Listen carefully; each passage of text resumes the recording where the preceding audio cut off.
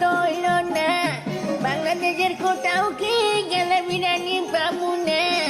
আসিনারে কত বুঝাইছি বাড়াবাড়ি করো না, জনগণে শিখতে গেলে দেশে জায়গা পাবা না। কোনো কথা না শুনে শেষ পর্যন্ত পলাইলো।